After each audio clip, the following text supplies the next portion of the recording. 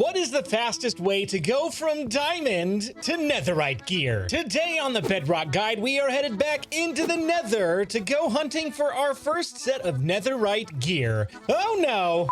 But before we get started with the branch mining excursion today, I need to head back to the Blaze farm to repair my pickaxe, so we've got full durability. And you know what? While I'm standing here waiting on this to get repaired, let's do a comment of the day. Can you use another weapon instead of tridents? Seems like they're a bit difficult to come across. This question was actually in regard to the farm we're standing at right now, so appropriate that we answer this one. Yes, you have to use tridents. No, you cannot use another weapon unless you just want to take a whack at the blaze manually with a sword. You could do that, but then you're not going to get the full automation of two farms at once. Honestly, if you've got a looting sword, the effort of going after a trident, it doesn't actually take that long. Just go swimming in the ocean, hunt down a few drowned, and before you know it, you'll get a couple of tridents and you'll be on your way. With the 1.20 update, netherite gear got a little bit more difficult to obtain. And honestly, that's not a bad thing. A little bit more difficult progression in this game can allow the survival experience to last just a little bit longer and make things not too easy to get. The first step to getting netherite gear is to go find some ancient debris. Ancient debris can only be found in the nether, and it can be found in a couple of different places. The first place that you can find ancient debris is basically where we're standing now. Anywhere between Y level 8 and all the way up to Y level 119, you have a chance to find 3 clusters of 2 ancient debris in every chunk. The other direction we could go is, well, it's down here. It's a good thing I'm fireproof. No,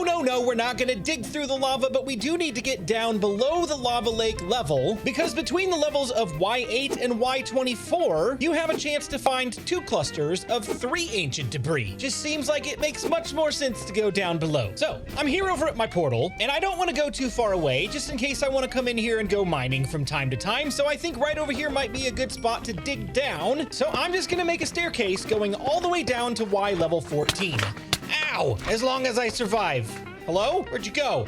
Just stay up there. And wouldn't you know it, I've already found one. Oh, and there's another one. Yeah, I'm not gonna count these 2 because we found them while we were digging out the space we're gonna be working in, but hey, it doesn't hurt to have some extra, right? And I think I'm gonna log out of the game and log back in because this lighting seems kind of buggy to me. Does anyone else have this issue? I have this issue in the overworld from time to time where even during the day, it looks like nighttime, and in the nether, we get really dark shadows. I feel like I'm the only one experiencing this. Let me know in the comments if you see this too. I am all set up at Y level 14 in the nether, and I've got a chunk border pack turned on. This is actually the same pack that I used with the fish farm, and I would definitely encourage you to download this before you go mining. What I am looking for is the chunk border, which is where this line intersects with this line. So the first place we're gonna go is straight down this hallway, and I'm honestly just gonna treat it the same way that I do with branch mining in the overworld, with one exception: fire resistance potions. I can't just take a quick bucket of water down here and douse out any fires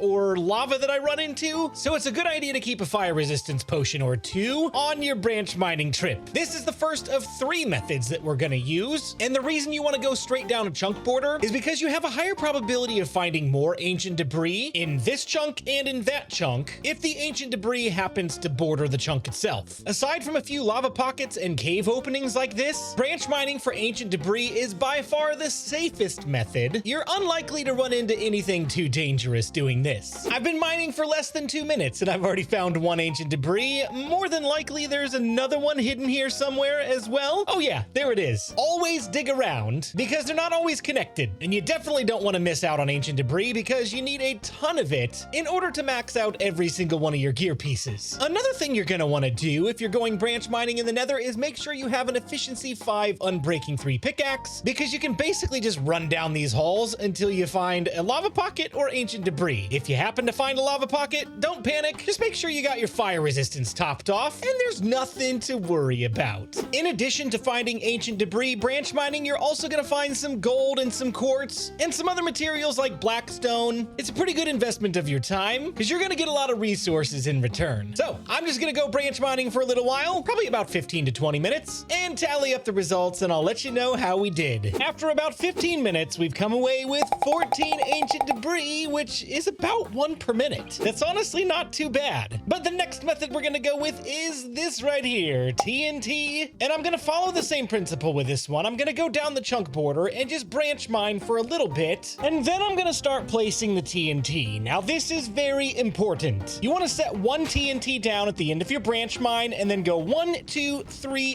4, and on the 5th block, place another TNT. You can go around and just kind of spam it in if you want, but it's gonna be a little bit less efficient. And I found that a 4-block gap in between the 2 TNT is the only guarantee that it's gonna go off every single time. Otherwise, you might have to light them individually, which in the long run kind of defeats the purpose of going with this method. So 4 blocks apart is where you want to go. From here, you can do one of 2 things. You can light the first TNT with a flint and steel, or you can go with the more fun method and get a bow that's got the flame enchantment, and you can just fire an arrow at the first TNT and watch the magic happen. And if I've spaced these apart correctly, we shouldn't have any breaks between the TNT explosions, and it looks like I've already failed. Let's do it again.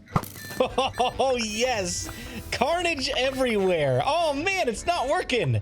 This worked perfectly in my test world, believe me. Okay, here we go. That's a little bit better of a chain reaction. That's what we're looking for right there. Yes, keep going. Oh my. This is 32 TNT worth of explosions that we're setting off right now, which sounds like a lot, but it actually isn't a whole ton of TNT. That's it. We're already done. I'm still on my first fire resistance potion, and I've got another one queued up because we're gonna have to go through this entire area and clear some stuff out. But you can already see there's some ancient debris exposed here and there that we wouldn't have necessarily found if we were branch mining along the chunk border. This just gives you a bigger opportunity to find ancient debris. The only problem is there's tons of gravel, which gets in the way, and there's tons of lava that gets in the way. Again, I cannot stress enough how important it is to have fire resistance potions. You're gonna have to go through and clear out all of this lava, because in order for this to be the most efficient it possibly can be, you kind of need to make sure that there's no ancient debris hiding underneath the lava, so it can take a little bit extra work. Again, keep that fire resistance potion topped off. Oh man, I have yet to die in the Nether during this series, and I'm not gonna start today. And no ancient debris.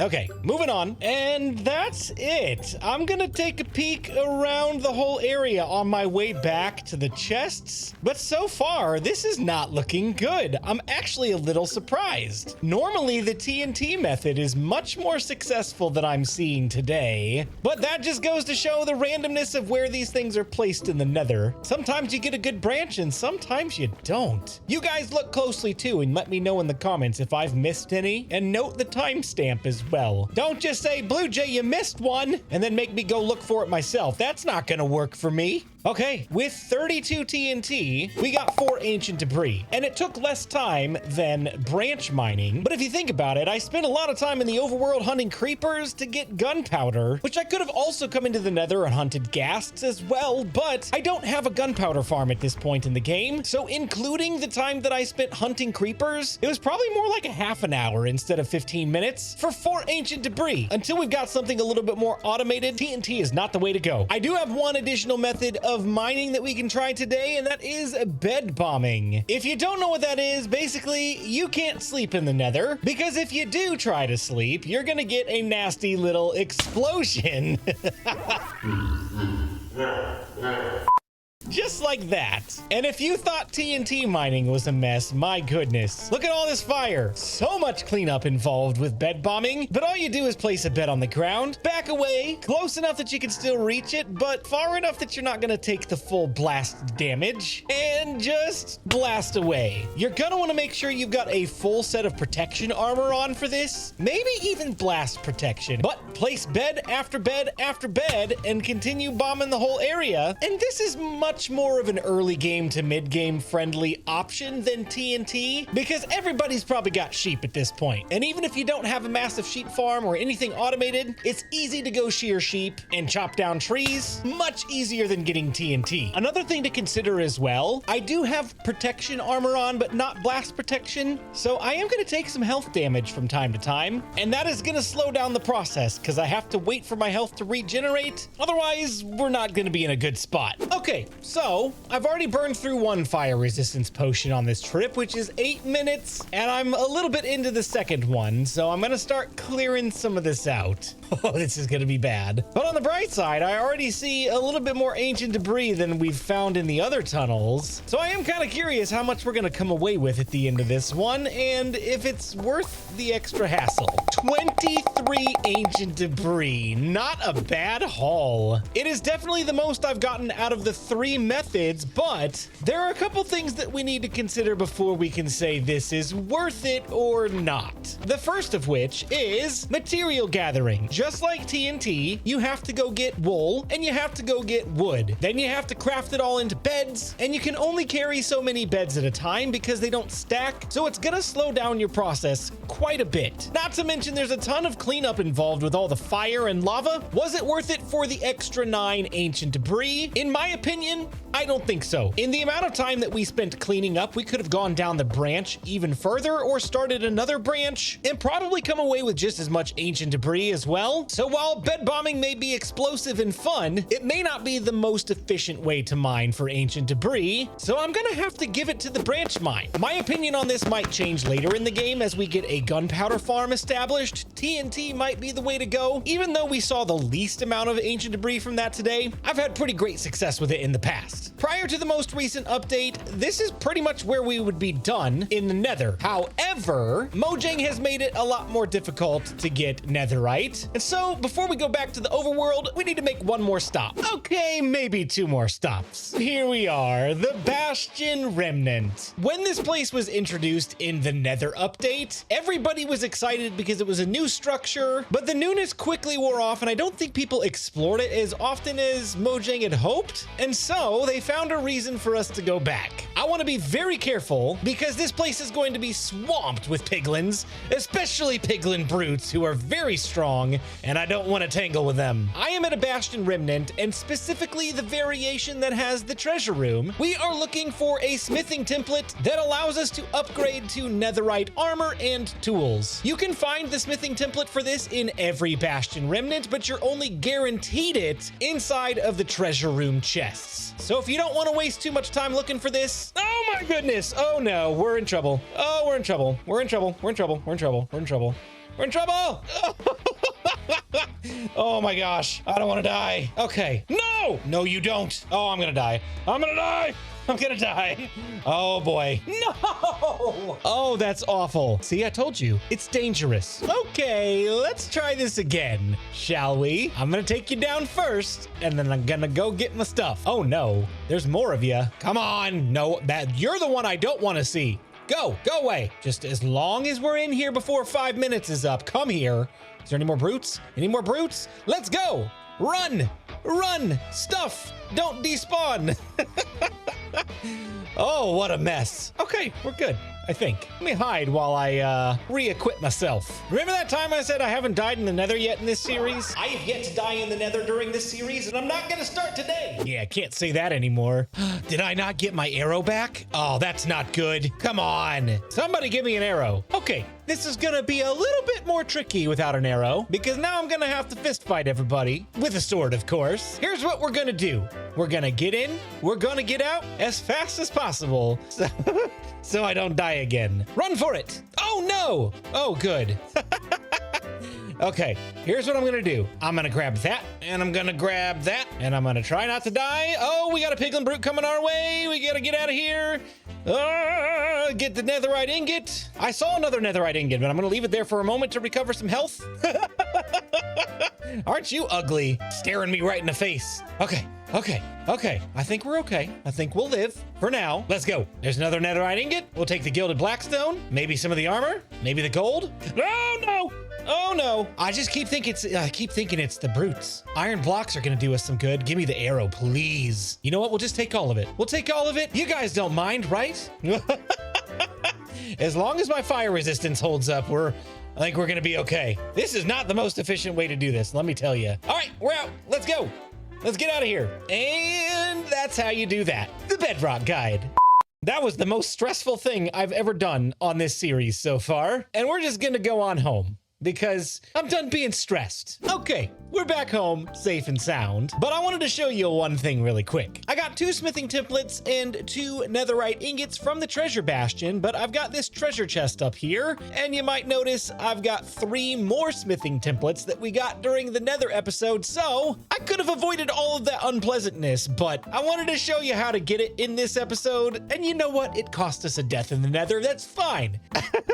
I hope you guys enjoyed. So, I've got 5 netherite smithing templates, and if I'm careful, I will never have to go back to the bastion again. I also have this rib armor smithing template and this snout armor smithing template, and I'm gonna hang on to those for just a minute. I'm gonna take 4 planks and 2 iron ingots and craft a smithing table. The smithing table was reworked in the most recent major update of Minecraft, the 1.20 update, and now, in order to upgrade gear from diamond to netherite, you need the diamond tool right there in the center. You need a smithing template, and you need a netherite ingot. And now I've got my very first piece of netherite gear in the world. But as you can see, it consumed 1 of our 5 smithing templates and 1 of our 2 netherite ingots. How do we get more of those? I can take all of the ancient debris that I just gathered from the nether and toss it into a furnace and smelt it. And the output of that furnace is going to give us netherite scrap. In order to get more netherite ingots, you can take 4 netherite scrap and 4 gold ingots into a crafting table, and you will get 1 netherite ingot. This stuff is expensive, but smithing templates are even more expensive if you take one of them at the top of the crafting table and then make a U shape with diamonds, followed by 1 block that the smithing template is made out of, which you can tell this one is made out of netherrack. I can place a piece of netherrack in the center there and get my original smithing template plus 1 back. So now we have 5 smithing templates again, and if we're careful not to burn through all of them and always keep 1, we will never have to go hunting for 1 again, which will make this a whole lot easier. And just for an example as well, I've got this snout armor trim that looks a little bit different than the smithing template for netherite upgrade. It takes the same recipe, except for the center block is black stone and not netherrack. I won't go too much into armor trims today. We'll do a little bit, but there are quite a few armor trims in the world, and eventually we'll go hunting for all of them. So now that I've burned through all of the ancient debris that we collected today and converted it into netherite ingots, we can just go crazy upgrading all of our stuff into netherite. Oh yes, look how good we look. Absolutely perfect. Except now we have a new option, which to be honest, we could have equipped on the diamond armor, and maybe we will someday, but I'm gonna deck out my brand new netherite armor with some armor trims. And unfortunately, the only ones I have right now are the rib and the snout armor trims, and I've got my eye on a few that I really want for a future armor set, but for today, we'll go with these. The really cool thing about armor trims is you can make them into any color you want, as long as there is an ingot or crystal of some sort to match. So, for example, I've got lapis, and I'm gonna take my netherite helmet with the rib armor trim and some lapis, and now I'm going to get a trimmed netherite helmet. Oh, yes! I've got blue stripes. You can't see them very well because